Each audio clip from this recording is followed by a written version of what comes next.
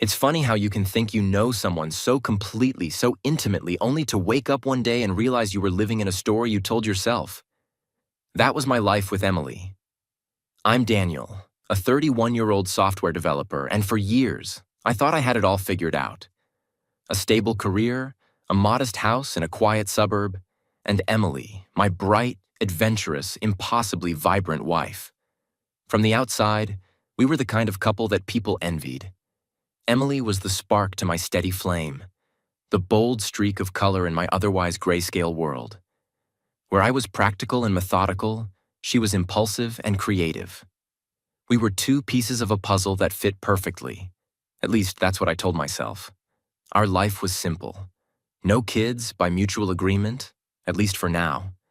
We wanted to build a foundation first, to travel, to explore, to make sure we were ready when the time came. The house we shared wasn't much to look at. A small, one-story home with peeling blue paint and a yard that never seemed to stay trimmed. But it was ours. I loved that house. It felt like a sanctuary, a safe haven where nothing could touch us. But sanctuaries can crumble when the walls start to crack. And cracks had been forming in our marriage for years, though I was too blind or too complacent to see them. Emily had always been a whirlwind of energy, a force of nature that needed constant movement, constant stimulation. She was the kind of person who thrived on attention, who drew people to her effortlessly with her charm and charisma. I, on the other hand, was the steady rock, the anchor that kept her grounded. It worked, until it didn't. Looking back, I can see where I failed her. I took her energy for granted. I let myself believe that she would always be there, always bright and vibrant, even as I retreated into my own routines. Work became my escape, my excuse for not noticing the restlessness growing in her. She started spending more time out of the house, dinners with friends, spontaneous trips to the city, late-night phone calls with people I didn't know. I chalked it up to her adventurous spirit. It was just Emily being Emily, I told myself. But the truth was, she was slipping away from me, one day at a time. And I was too focused on my own comfort to stop her. I remember the first time I felt the shift between us. We were sitting on the couch, watching one of her favorite movies, some indie drama about lost love and second chances. She was curled up next to me, but there was a distance between us, an invisible wall that hadn't been there before. When I reached out to hold her hand, she flinched, just barely, but enough for me to notice. It was like touching a stranger. "Is everything okay?" I asked her. She smiled, but it didn't reach her eyes. "Of course," she said. "Why wouldn't it be?" Why wouldn't it be? Because my wife was pulling away from me, and I didn't know how to stop it. Because every time I looked at her, I felt like I was losing her to something, or someone, I couldn't see. For months, I ignored the signs. I told myself we were just going through a rough patch, that every marriage had its ups and downs. I convinced myself that her restlessness was temporary, that it would pass. But deep down, I knew better. I knew that something was changing, and it wasn't in my favor. It wasn't until Zach moved in next door that everything started to make sense. Or rather, to stop making sense. He was the missing piece of a puzzle I didn't even know I was trying to solve. But he wasn't the solution. He was the problem. The day Emily confessed her confusion, I felt like the ground had been ripped out from under me. It was as if every moment of our marriage had been leading to that point, to the unraveling of the life I thought I knew. And the worst part? I couldn't even say I was surprised. Because the truth was, I had seen the cracks all along. I just hadn't wanted to admit they were there. The day Zach moved in next door, I barely noticed. It was a Saturday morning, and I was busy tinkering with an old laptop in the garage. I caught a glimpse of a moving truck and a man unloading boxes. He looked young, fit, and confident. Exactly the kind of guy you'd expect to find gracing a gym advertisement. I remember thinking, good for him. Hope he keeps the music down. Emily, however, noticed him immediately. That afternoon, as we sat on the porch sipping iced tea, she pointed him out. "New neighbor," she said with a smile, her eyes lingering on him as he carried a box inside with effortless ease. "Looks like he works out." I shrugged. "Probably a personal trainer or something. You know, the type who spends more time in front of a mirror than anywhere else." She laughed, but there was something in her expression I couldn't place. Admiration, maybe? Curiosity? At the time, I brushed it off. Emily was naturally friendly and outgoing.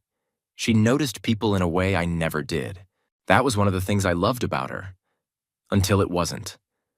Zach turned out to be a personal trainer, of course.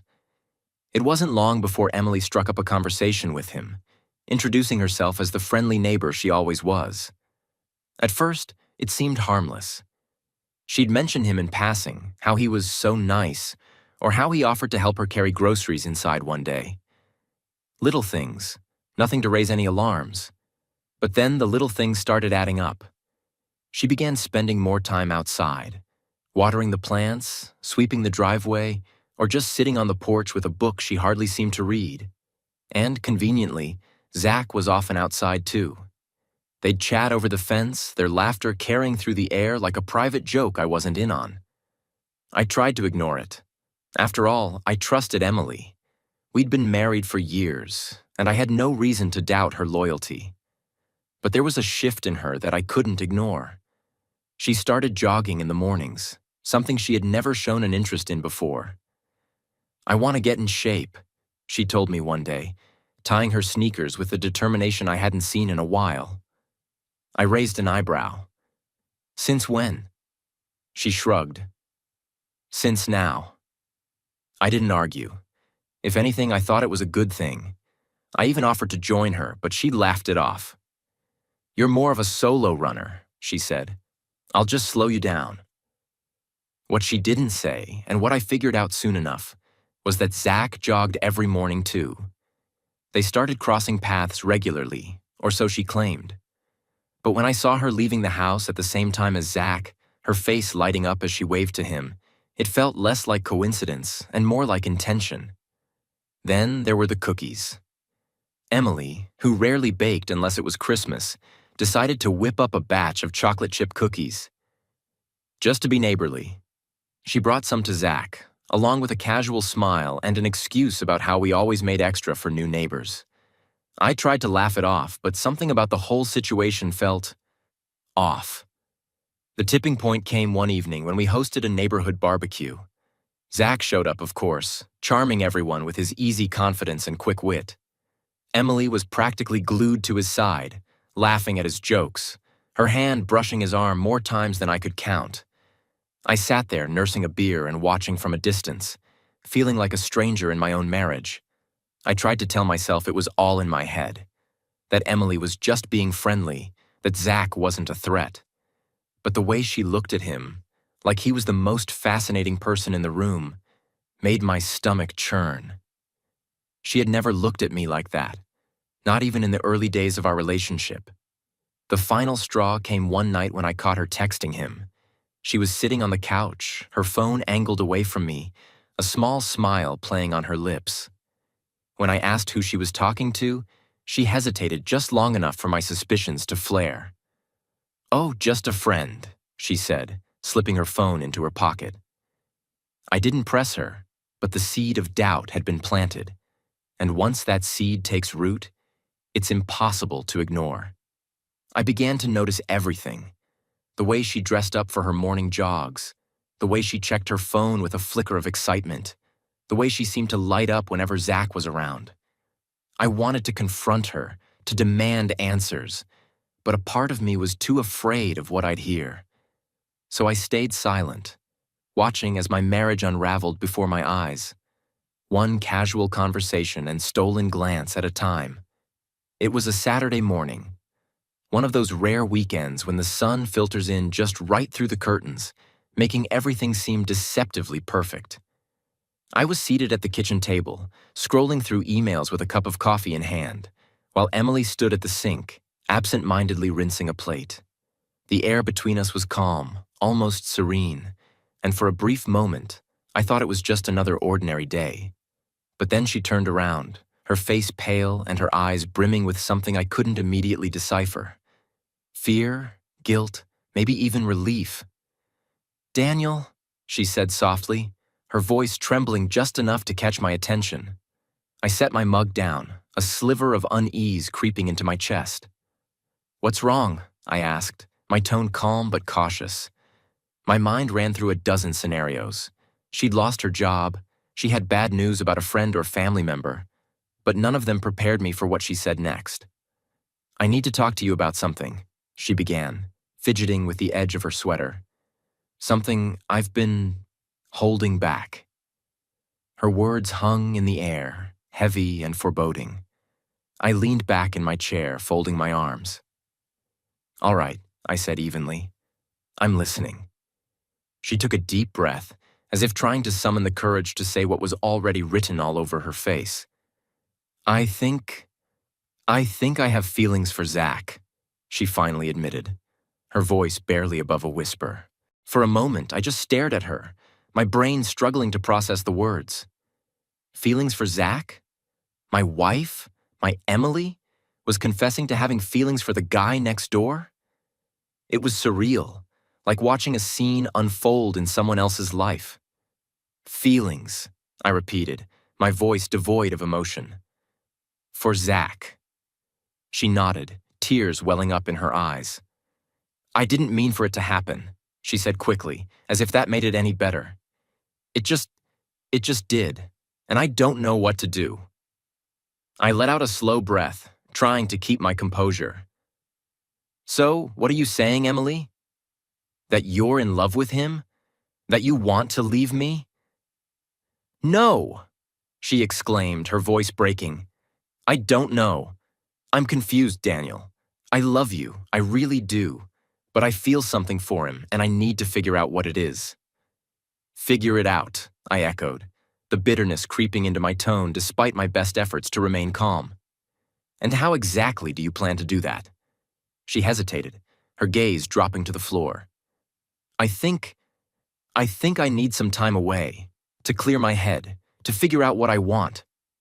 I laughed then, a short, sharp sound that had nothing to do with humor. "Time away," I said, shaking my head. "And by away, I'm guessing you mean with Zach." She flinched, as if my words had physically struck her. "It's not like that," she insisted. I need to know if what I'm feeling is real, if it's something worth pursuing, or if it's just a phase."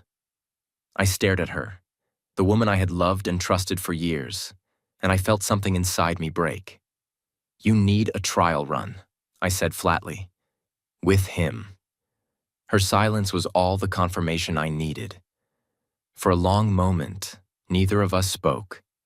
The only sound was the hum of the refrigerator, a cruel reminder of how ordinary everything else in our lives seemed, even as our marriage crumbled in front of me. "Do you have any idea what you're asking of me?" I finally said, my voice low and steady. "You're asking me to just step aside, to let you go and figure things out with another man. Do you realize how humiliating that is?" Tears streamed down her face now, but I couldn't bring myself to care. "I'm sorry," she whispered. "I never meant to hurt you." "Then why are you?" I shot back, my voice rising. "If you love me, if you really love me, how can you even consider this?" "I don't know," she cried, her hands clutching at her hair. "I don't know what's wrong with me, Daniel. I need time." I stared at her, searching for something, anything, that might explain how we had ended up here. But all I saw was a woman I no longer recognized, a stranger wearing my wife's face. "Fine," I said at last, my voice cold and clipped. "If that's what you need, take it. Go. Be with him. But don't expect me to be waiting for you when you come back." Her eyes widened in shock, but I didn't wait for her response. I stood, grabbed my coffee, and walked out of the room, leaving her alone with her tears and the consequences of her decision.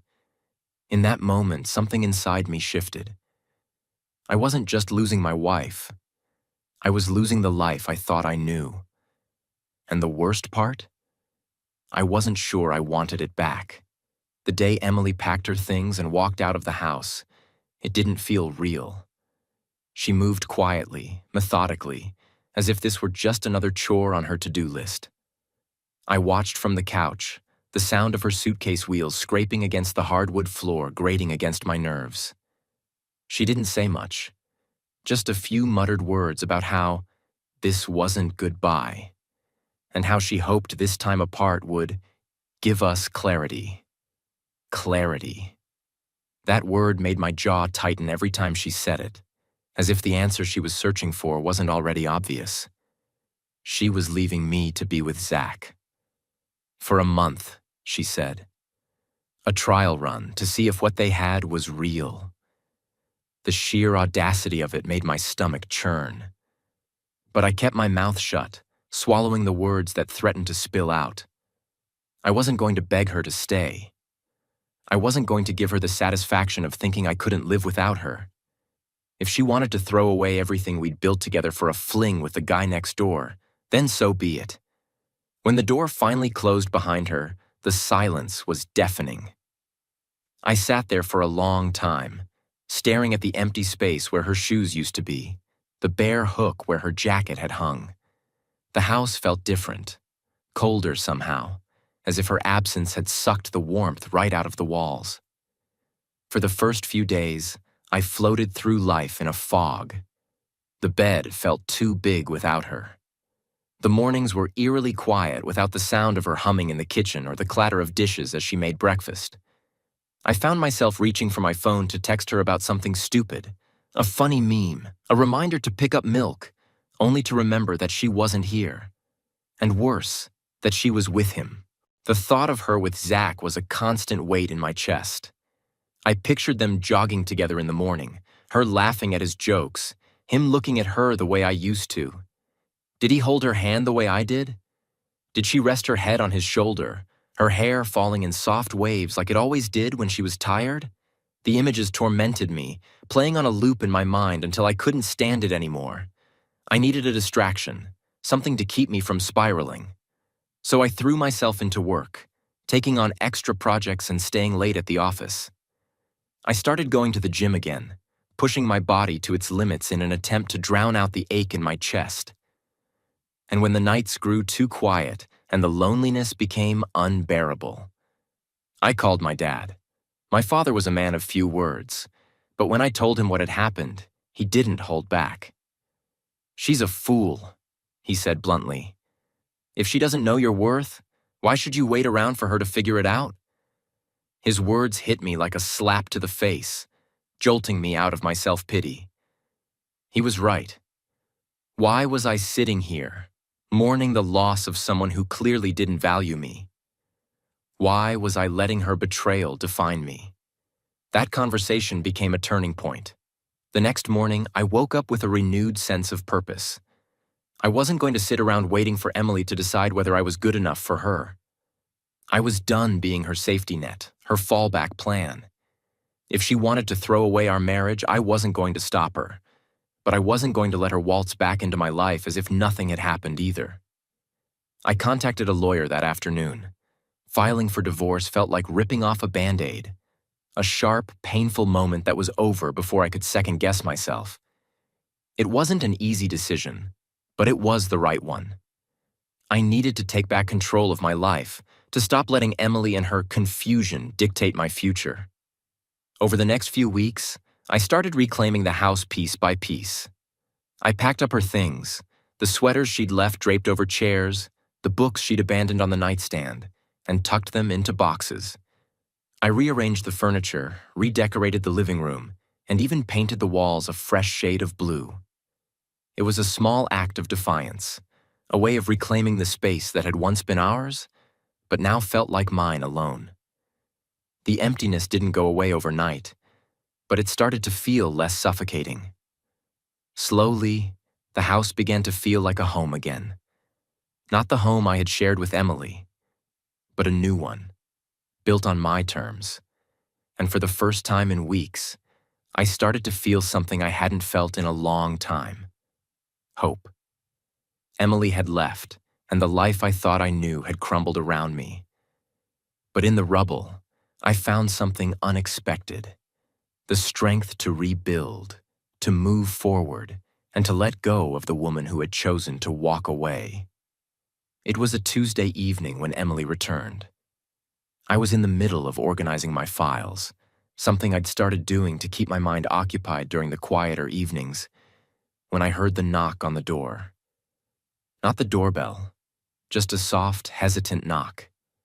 For a moment, I thought it might be the delivery guy, but when I opened the door and saw her standing there, suitcase in hand, I froze. She looked different. The confident, adventurous Emily I had married seemed replaced by someone smaller, diminished. Her shoulders were hunched, her eyes darting nervously, as if unsure of how to meet my gaze. "Hi," she said softly, her voice carrying none of the energy I remembered. I crossed my arms, leaning against the doorframe. "Hi," I replied, keeping my tone neutral. I wasn't going to make this easy for her. "Can I come in?" she asked, nodding toward the house that had once been hers too. I considered saying no, but curiosity got the better of me. I stepped aside and let her in, watching as she dragged her suitcase over the threshold. She paused in the living room, looking around at the subtle changes I'd made, the new curtains, the rearranged furniture, the absence of her books and trinkets. It was no longer the home we'd built together. It was my home now. "You've redecorated?" she said, her voice tinged with something I couldn't quite place. Regret? Bitterness? "I had to," I said simply. "Things change." She flinched at my words, but I didn't apologize. Instead, I gestured for her to sit, taking the armchair opposite the couch where she perched uneasily. For a few moments, neither of us spoke, the silence stretching between us like a chasm. Finally, she broke the silence. "I've thought a lot about us," she began, wringing her hands in her lap. "About everything that happened. And I realize now, I made a mistake." "A mistake," I echoed, my voice flat. "Which part? Leaving, or what you left for?" She winced, but I didn't let her off the hook. "You don't get to just waltz back in here and act like everything's fine, Emily. Not after what you did." "I know," she said quickly, her voice thick with emotion. "I know I hurt you, Daniel. I never meant to. I thought I needed to figure out what I wanted. And now I know." I raised an eyebrow, leaning back in my chair. "And what is it you want, Emily?" Her eyes filled with tears, but I didn't feel pity for her. Not anymore. "You," she said simply. "I want us. I want to fix this, to rebuild what we had. Zach, he was exciting, sure, but it wasn't real. He's not you." I laughed then, a sharp, bitter sound that echoed through the room. "He's not me," I repeated. "Well, congratulations on figuring that out after a month-long vacation with him. I hope it was worth it." "Don't do this," she pleaded, her voice breaking. "Please, Daniel, don't throw away everything we had." I leaned forward, my gaze steady. "Throw away? Emily, you threw it away the moment you walked out that door. You didn't want to fix anything then. You wanted to see if the grass was greener on the other side. And now that it's not, you think you can just come back? Like nothing happened?" Her tears spilled over, but I refused to soften. "I made a mistake," she whispered. "I'm sorry, Daniel. I love you. I want to come home." For a moment, I just stared at her, my mind replaying every moment of the past month. The nights spent alone in a house that felt too big, the constant ache in my chest, the humiliating realization that my wife had chosen someone else over me. And then I remembered the words my dad had said. If she doesn't know your worth, why should you wait for her to figure it out? I stood and walked to the desk where I'd kept the divorce papers. Pulling them out, I set them on the coffee table between us. "If you love me, Emily, you'll sign these," I said quietly. Her eyes widened as she stared at the papers, her expression shifting from shock to anger. "You're serious," she said, her voice rising. "You're really going to throw away our marriage over one mistake?" "You didn't make a mistake, Emily," I said, my voice calm but firm. "You made a choice, and now I'm making mine." Her anger flared. "You're being petty, Daniel. You're letting your pride ruin this." I shook my head. "No, Emily, you ruined this. I'm just refusing to live in the wreckage." For a moment, she just sat there, her chest rising and falling as she struggled to process what I'd said. Then, without another word, she grabbed her suitcase and stormed out, slamming the door behind her. I sat back down, the weight of the moment settling over me. I had loved Emily once, deeply. But the woman who had just walked out wasn't the same person I had married. And as painful as it was to let her go, I knew it was the only way forward. I never imagined I'd find myself in a lawyer's office discussing the end of my marriage. The sterile room, with its leather chairs and rows of legal books, felt like a far cry from the life I'd built with Emily.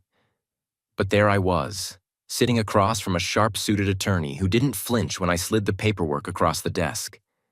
He skimmed through it with the efficiency of someone who'd seen it all before, then looked up at me with a nod. "We can proceed," he said. Proceed. As if dissolving the life we'd shared was nothing more than an administrative task. In a way, I guess it was. But for me, it felt like carving out a piece of my soul and leaving it behind. When Emily first received the divorce papers, her reaction was predictable. She refused to believe I was serious, calling me to plead, cry, and rage in turns. "Daniel," she said over the phone one evening, her voice trembling with barely concealed desperation. "You don't have to do this. We can work through this. We've been through so much together. Don't let one mistake define us." Her words might have swayed me once.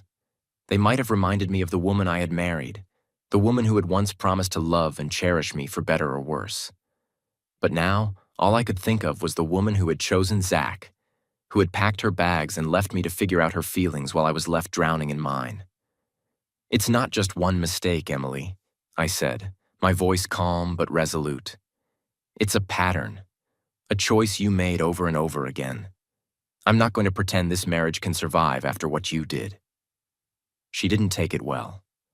Over the next few weeks, her attempts to delay the process grew increasingly desperate. She called mutual friends to try to mediate, spinning tales about how I was overreacting or being petty. Some of them even reached out to me, urging me to reconsider. "Marriage is about forgiveness," one of them said. "Are you sure you want to throw it all away?" Throw it away. I heard that phrase so many times, and every time it infuriated me. I wasn't the one who threw it away. I was the one left to clean up the mess after Emily decided to gamble our relationship for a fling with the neighbor. Even so, her resistance couldn't stop the inevitable. My lawyer was thorough, ensuring that the evidence of her leaving for Zach was clear and indisputable. Infidelity wasn't just an emotional betrayal, it was a legal one too. The process moved faster than I expected, and before I knew it, we were sitting across from each other in a courtroom, surrounded by strangers who would decide the fate of our marriage. Emily looked different that day. She wore a somber black dress, her makeup subdued, her eyes swollen from what I could only assume were countless sleepless nights. She didn't look at me as we waited for the judge to enter, her gaze fixed on the papers in front of her. When it was her turn to speak, she did something I didn't expect. She apologized. Not the vague, self-serving apologies she'd given me before, but a genuine one. "I'm sorry," she said, her voice cracking as she addressed the judge, though I knew the words were meant for me. "I made a terrible mistake. I hurt someone I love deeply, and I'll regret it for the rest of my life." For a moment, I felt a flicker of something I hadn't felt in weeks. Sympathy. She was still the woman I had loved, the woman I had built a life with. But sympathy wasn't enough to erase the damage she had done. It wasn't enough to rebuild the trust she had shattered. When the judge asked if I had anything to say, I stood and looked directly at Emily. "I accept your apology," I said simply. "But I can't forget what happened. I can't pretend that this marriage can survive what you've done. I hope you find peace, Emily. I really do. But I need to move on." Her tears spilled over, and for a moment I thought she might argue, might beg me one last time to reconsider. But she didn't. She just nodded, her shoulders sagging with defeat. The finalization of the divorce was as anticlimactic as it was devastating. A gavel, some signatures, and just like that, it was over. Emily left the courtroom without a word, and I sat there for a long time, staring at the empty chair where she had been. The drive home was quiet. No music, no phone calls, just the sound of the road beneath my tires. When I stepped into the house, it felt different, lighter somehow.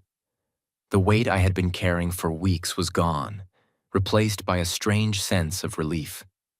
It was over. My marriage, my life with Emily, the future I had once envisioned. It was all behind me now. And while it hurt like hell, I knew I had made the right choice. I wasn't the same man I had been when she walked out that door. I was stronger now, clearer in my purpose. And for the first time in a long time, I felt like I could finally move forward. The first morning after the divorce was finalized, I woke up to an unfamiliar feeling. It wasn't happiness exactly, or even relief. It was something quieter, subtler. Peace. For the first time in weeks, I wasn't waiting for the next argument, the next phone call, the next emotional ambush from Emily. There was just silence. It wasn't a bad kind of silence either. It was the kind that wrapped around me like a warm blanket, offering a sense of calm I hadn't realized I'd been craving. I stood in the kitchen that morning, sipping coffee and staring out the window at the empty house next door. The house that Zach had once filled with his overconfident grin and the wreckage of my marriage. Now it sat quiet and lifeless, just like the chapter of my life it represented. I didn't feel anger anymore. Not at Emily, not at Zach, not even at myself. What was the point? Anger had burned hot and fast, leaving me exhausted in its wake. What I felt now was something closer to acceptance. Things had fallen apart, and I'd survived. That was enough.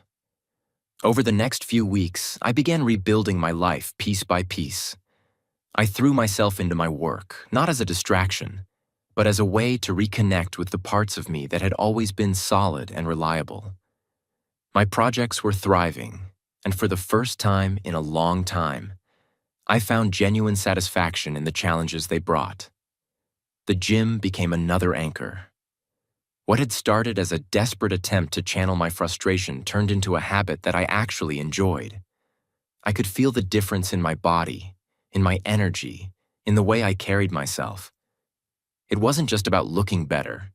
It was about feeling stronger, both physically and mentally. Every rep, every mile on the treadmill felt like a small victory, a reminder that I was still moving forward.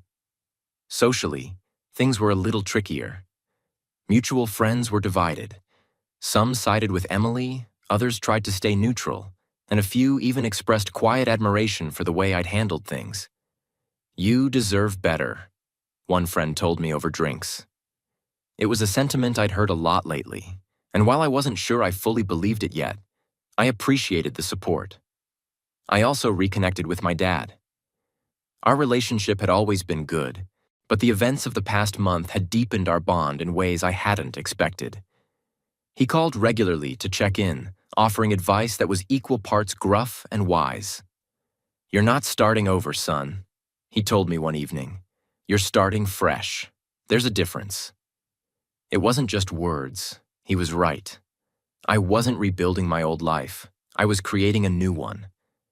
And as painful as the process had been, it was also freeing in ways I couldn't have anticipated. Every so often, I'd hear updates about Emily and Zach through the grapevine. Apparently, their relationship hadn't lasted long after she moved in with him. The details didn't matter. I didn't need to know the who, what, or why. What mattered was that it validated what I'd already known. Emily and I had been over long before she confessed her feelings for Zach.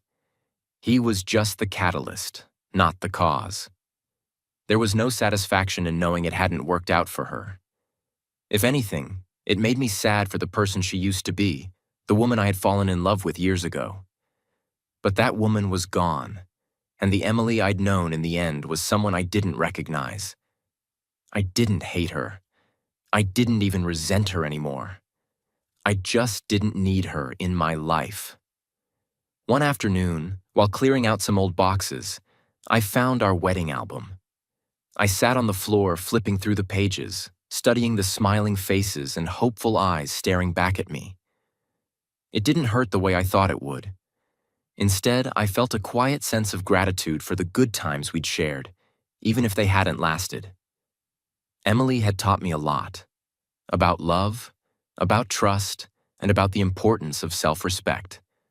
Losing her had been devastating, but in the process, I'd found something far more valuable. Myself. I wasn't the same man I'd been at the start of our marriage, and I wasn't the same man I'd been when it ended. I was stronger now, more sure of who I was and what I wanted. As the weeks turned into months, I began to feel something I hadn't expected. Hope. Hope for the future, for the possibility of love, for the simple joys of a life lived on my own terms. I wasn't actively searching for someone new, but I wasn't closed off to the idea either. If the right person came along, I'd be ready.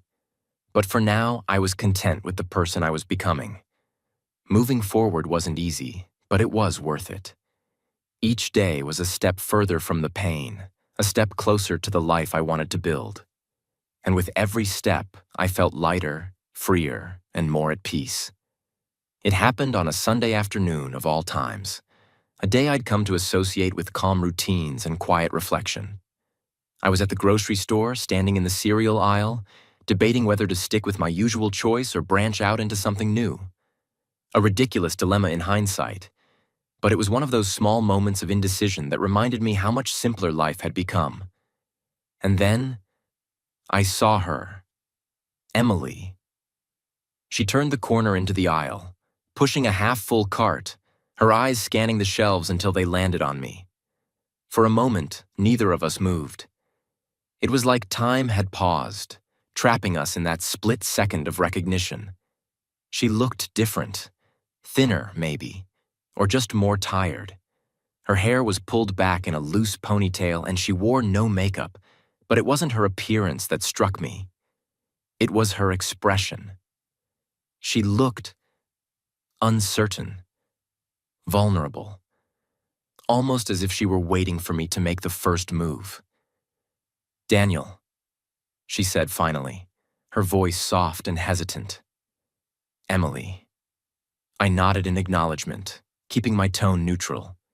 There was no anger, no resentment, but also no warmth. Just the calm indifference of someone who had already made peace with the past. She smiled faintly, the corners of her mouth twitching as if she wasn't sure whether to feel relieved or sad. "It's been a while."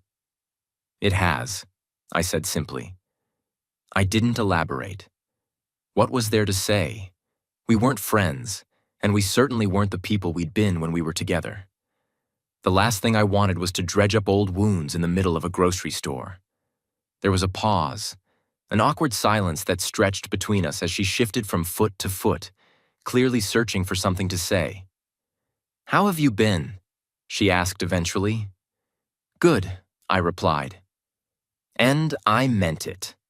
For the first time in a long time, I genuinely felt good. "How about you?" She hesitated, her gaze dropping to the floor. "I've been okay," she said at last. "Things have been different." Different. It was a word that carried so much weight and yet meant so little. I could have asked her to elaborate, to explain what different meant, but I didn't. It wasn't my place anymore. Whatever her life looked like now, it was her story to tell, not mine. We stood there for a moment longer, the silence growing heavier with every passing second. Part of me wanted to walk away, to end the conversation and leave her in the past where she belonged. But another part of me, the part that had once loved her despite everything, felt the need to say something, to bring some kind of closure to the moment. "Emily," I said finally, my voice steady. "I hope you're doing well. Really, I mean that." She looked up at me then, her eyes glistening with unshed tears. "Thank you," she whispered. "And I'm sorry for everything." I nodded, offering her a small, faint smile. "I know, and I hope you find what you're looking for."